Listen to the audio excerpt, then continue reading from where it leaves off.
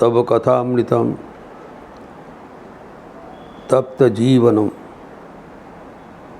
कविभिरीडितं कल्मषापहं श्रवणमंगलम श्रीमदाततं भुवि गृह्णन्ति ये भूरिदा जनाः।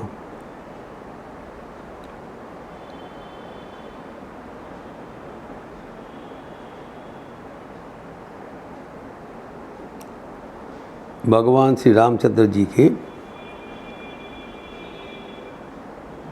शबरी को कहा हुआ नवदा भक्ति के भीतर सप्तंग भक्ति यानी मंत्र उपासना का बात चल रहा था।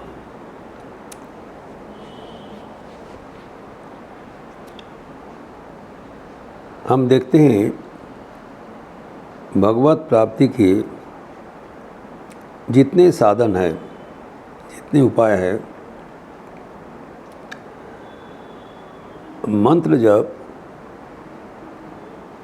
एक अत्यंत महत्वपूर्ण उपाय है। श्री माँ शारदा देवी वॉज ए प्रैक्टिकल पर्सन। उन्होंने मंत्र जप के ऊपर बहुत जोर दिया, बारंबार कहा जपात सिद्धि। ये सहजतम उपाय है, कोई भी साधन का जरूरत नहीं होता है। कोई भी बैकग्राउंड, प्रयोजन, प्रस्तुति किसी का जरूरत नहीं है। भगवान का पावन नाम दोहराने से भगवत प्राप्ति सहजतम उपाय है।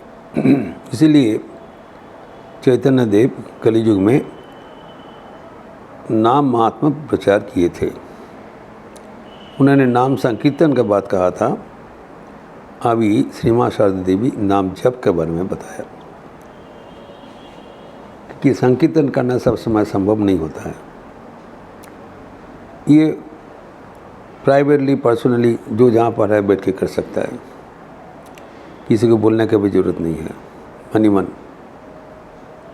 इसलिए यद्यपि भक्तगण के भीतर अधिकांश मंत्र दीक्षित है,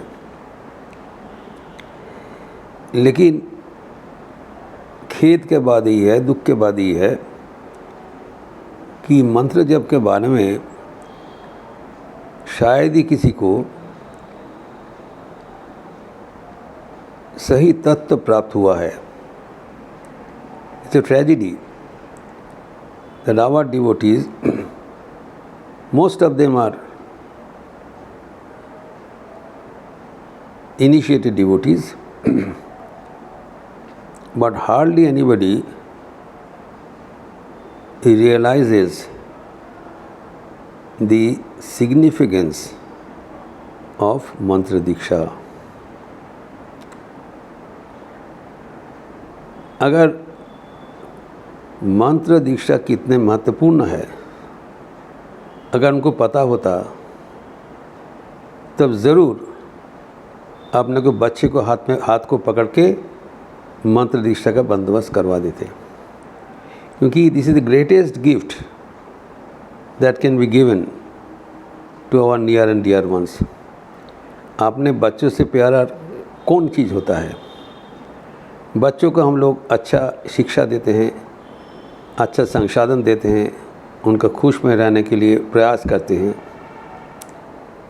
लेकिन जो जीवन की सर्वोत्तम उपहार मंत्र दीक्षा के बाहर कर देते हैं। कारण हमें पता नहीं ये कितने महत्वपूर्ण है, लेकिन पूर्व के ज़माने में ऐसे नहीं होता था। हमारे जो परंपरा है, बचपन से ही पिता माता बच्चे को नाम जप करना सिखा लेते हैं, ताकि ये इनका जीवन के सर्वोत्तम सफलता का प्रयास साधन बने, सेतु बने। जीवन में न केवल आध्यात्मिक जीवन में, पारिवारिक जीवन में, प्रोफेशनल जीवन में, सफलता का रहस्य है मन की एकाग्रता, जो कि मंत्र जप से आसानी से मिल जाता है। ऑफ कोर्स निःशुल्क, कोई खर्च बिना। हमारे मन में है अगर कोई भी उपाय है वो निःशुल्क मिलता है तो हमें उसका मर्यादा नहीं देते हैं। दवा का जितना कीमती होगा हम सोचते हैं वही उतना प्रभावी होगा। कोई भी कम खर्च के कोई दवा प्रिस्क्राइब करते हैं, हम उसको विश्वास करने में असुविधा होता है। लेकिन जो ठाकुर के भक्त है उनको इसके बारे में सही जानकारी बहुत ज़रूरी है, तब अपने जीवन में भी फ़ायदा होगा, अपने परिवार में भी फ़ायदा होगा, समाज में भी फ़ायदा होगा। तो भगवान क्यों बताया, ये पहला साधन नहीं बताया,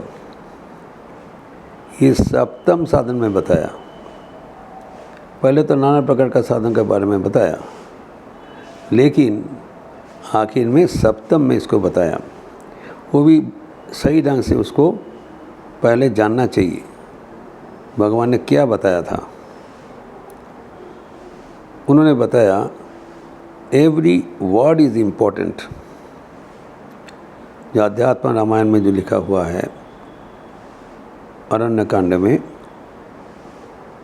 10वें सर्ग का 25वें श्लोक में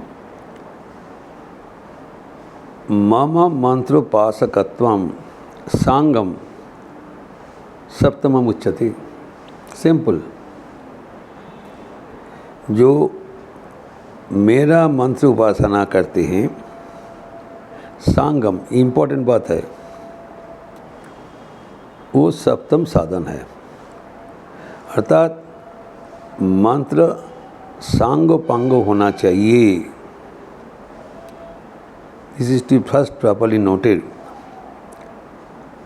मंत्र का कोई अंश होता है, एक मूल अंश और उसके सांगोपांग एसोसिएट्स, सबके साथ ही मंत्र बनता है। It's a composite whole. तो पहले मंत्र का क्या सांगोपांग जानना जरूरी है। हम लोग साधारणतः मंत्र ले लेते हैं, उसका क्या अंग है, क्या सांगोपांग है, हमको पता नहीं। गुरुदेव बताने से भी वो ध्यान से नहीं सुनते हैं। We only concentrate on the मंत्र। लेकिन वो समझना चाहिए, मंत्र समझने से ही मंत्र जप करने से आसानी से फल मिलेगा। और ये हमारे आध्यात्मिक जीवन के सर्वोत्तम साधन है, जो कि हम लोग दैनंदिन करते हैं। Every day most of us are repeating God's name without knowing its true implication. इसलिए ये चर्चा हमारे जीवन का एक अमूल्य चर्चा है, अनूठा चर्चा है, इनवैल्यूएबल डिस्कशन। हमें कभी भूलना नहीं चाहिए। तो पहले बताया मम मंत्रोपासकम, अर्थात ये जो मंत्र होगा ये भगवान का मंत्र होना चाहिए। कोई भी मंत्र दोहराने से मन शांत होता है, लेकिन हमारा क्या लक्ष्य है, भगवान का मंत्र दोहराना। भगवान का मंत्र दोहराने से मन शांत भी होगा, पवित्र भी होगा। इसका चर्चा हम आगे करेंगे। अभी वर्तमान में देखना चाहिए, जो हम जो मंत्र जप के लिए बोल रहे हैं यहाँ पर श्री रामचंद्र, वो भगवान का मंत्र होना चाहिए। तो हम लोग जो मंत्र जप करते हैं वो भगवान का ही मंत्र जप करते हैं, लेकिन उसके साथ सांगोपांग होना चाहिए। तो मंत्र में 3 अंश होता है। ये 3 अंश का समष्टि को मंत्र कहलाता है। पहले जो बताया वो भगवान का नाम है, अर्थात परमात्मा एक है। जो भगवान है, ईश्वर है, वो एक है। तो सबका मंत्र का जो सोर्स है वो एक परमात्मा है। ये पहले जानना जरूरी है कि जो सृष्टि करता है परमात्मा है, इज़ वन, और उनके अनेक रूप अनेक नाम हो सकता है, लेकिन स्वरूपतः वो एक है। In principle is one without a second. अर्थात सबके मंत्र का जो जड़ है वो एक, we are all united at the feet of the Supreme Lord Almighty. कोई डिफरेंस नहीं है, लेकिन उनके जो नाम है वो अनेक है, रूप अनेक है, और कोई भी नाम कोई भी रूप अनुसरण करते हुए, साकार उपासना करते हुए हम निराकार तक पहुंच जाते हैं। भगवान एक है, अनंत है, अतएव वो साकार नहीं हो सकता है, लेकिन वही निराकार निर्गुण परमात्मा सगुण साकार बनते हैं। There is no difference. उनके अलौकिक शक्ति से वही निर्गुण सगुण साकार बनते हैं। तो अभी जो ईश्वर के जी जो निराकार रूप है उसका क्या नाम है? फर्स्ट ऑफ ऑल,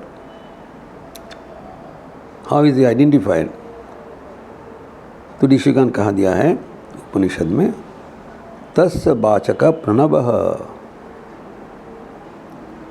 अर्थात वो जो परमात्मा है,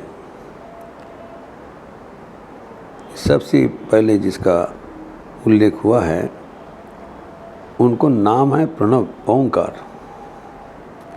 ओंकार ही उसका नाम है। वाचक, किसी को वाचक किसको नाम होना चाहिए, ही इज कॉल्ड एज ओंकार।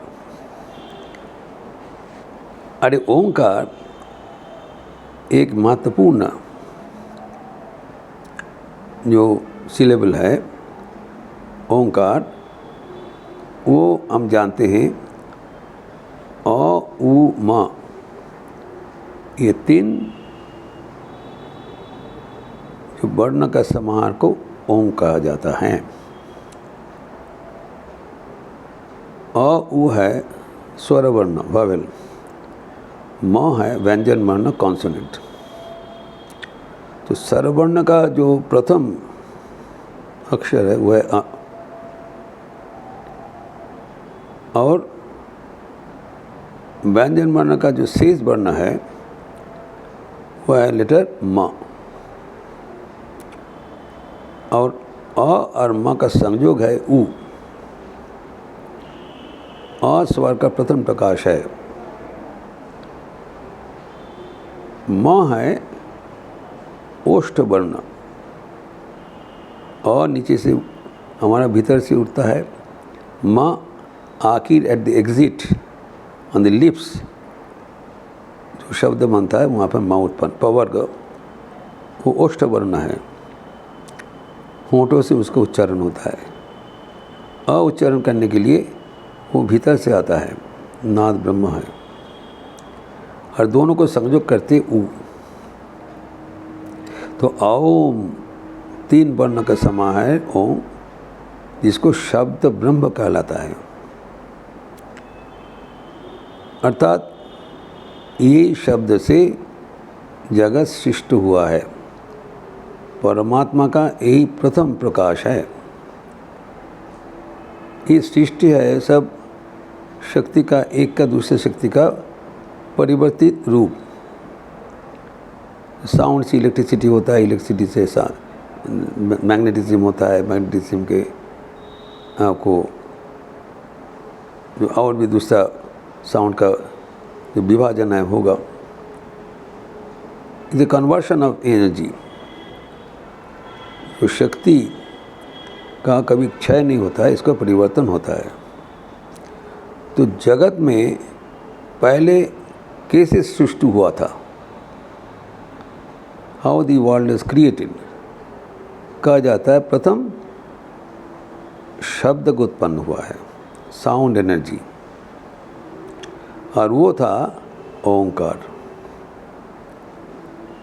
तो साउंड कैसे बनता है? एक दूसरे से संघर्ष में ही साउंड होता है। If there is one, there is no sound. If there are two, उसको स्ट्राइक करने से साउंड बनता है.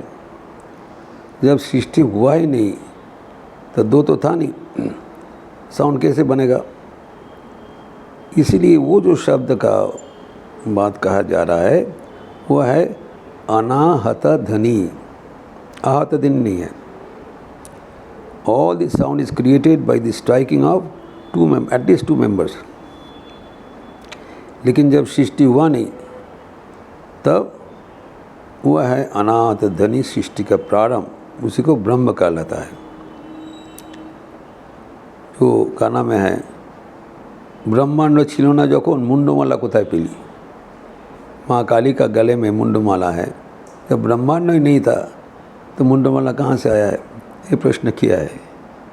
तो ऐसे ही जब सृष्टि नहीं हुआ तब शब्द का कैसे उत्पन्न हुआ? कारण इट इज़ अ सोर्स. पहले ही बताया, ये जब सृष्टि का प्रारंभ में ये शब्द ही था. ये शब्द का परिवर्तन होते होते नाना प्रकार का सृष्टि हुआ था. तो मैं बताया कि क्रिश्चियनिटी में भी कहा गया है, बाइबल का प्रथम शुरुआत, in the beginning it was the word.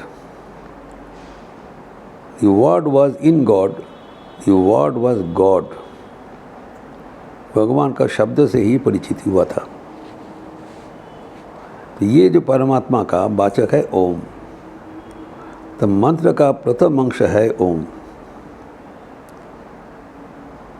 कारण ये भगवान का नाम है. लेकिन भगवान का नाम वो निराकार है. जो सगुण साकार के उपासक है वही निराकार भगवान को कोई पर्टिकुलर रूप में, पर्टिकुलर नाम से वो पाने चाहते हैं. सगुण साकार के माध्यम से निर्गुण निराकार में पहुंचना. तो मंत्र का द्वितीय अंश है जो उपासना का, उसको कहलाता है बीज. प्रथम है परमात्मा जो कि ओंकार है. तो मंत्र में एक अंश है ओम.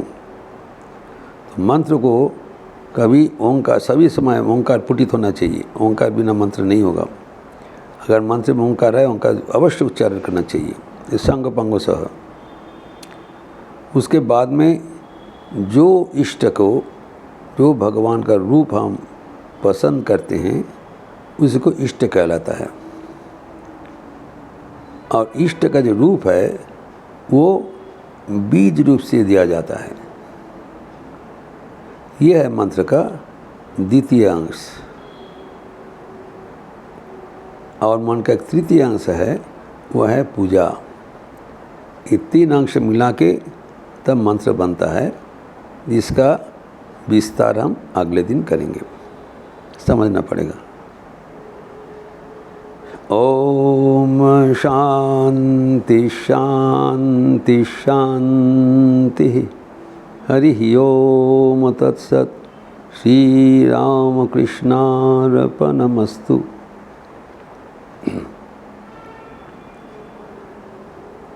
आज अत्यंत पावन अवसर है. आज 11 सितंबर. हम जानते हैं कि इस दिन में 11 सितंबर 1893 स्वामी विवेकानंद अमेरिका में शिकागो धर्म महासभा में अपना स्वरूप उन्मोचन किया था. Is the 129th anniversary of स्वामीजी's participation in the Chicago parliament of religions. इसके आधार पर रामकृष्ण मठ एवं रामकृष्ण मिशन के 125वां प्रतिष्ठा उत्सव को मनाते हुए रामकृष्ण मठ लखनऊ में भी धर्म सम्मेलन है. संध्या आरती के बाद 7:30 से 9 बजे तक वैदिक मंत्रोच्चारण एवं दीप प्रज्वलन तथा पहले एक कीनोट एड्रेस होगा, विषय प्रवेश, वो मेरा रहेगा. उसके बाद विभिन्न धर्म के प्रतिनिधिगण अपना अपना मंतव्य रखेंगे. विषय है यूनिटी इन डाइवर्सिटी, बहु के भीतर एकत्व. एकम सद विप्रा बहुधा वदंती। इसके पहले जो बौद्ध धर्म के बारे में बताएंगे, वदंत इष्टामित्र, वो बौद्ध धर्म के बारे में बताएंगे। वो उत्तर प्रदेश सरकार की कल्चरल विभाग के अध्यक्ष है। वो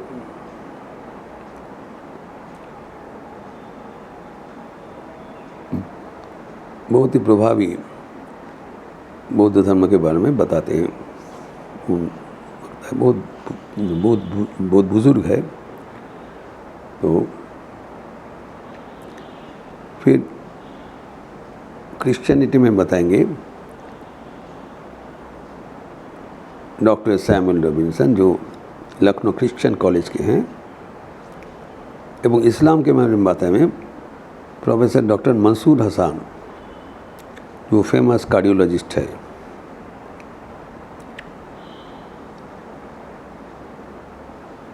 एवं हिंदू धर्म के बारे में स्वामी निर्विकल्पानंद जी, वो अभी रामकृष्ण मिशन जबलपुर के अध्यक्ष हुए हैं।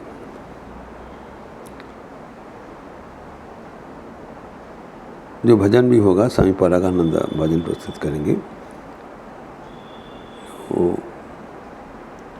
और ये जो सर्वधर्म सम्मेलन की जो अवसर है, इसको सफल मनाने के लिए इसको कार्यक्रम हम YouTube में दिए हैं। और जो स्थानीय है वो ज़रूर आएंगे। दूर में है इंटरनेट से, इसका पूरा प्रोग्राम हम लोग अपलोड करेंगे। जो बहुत ही आदरणीय एक अनुष्ठान है आज शाम को, आप लोग ज़रूर इसमें अंशग्रहण करेंगे।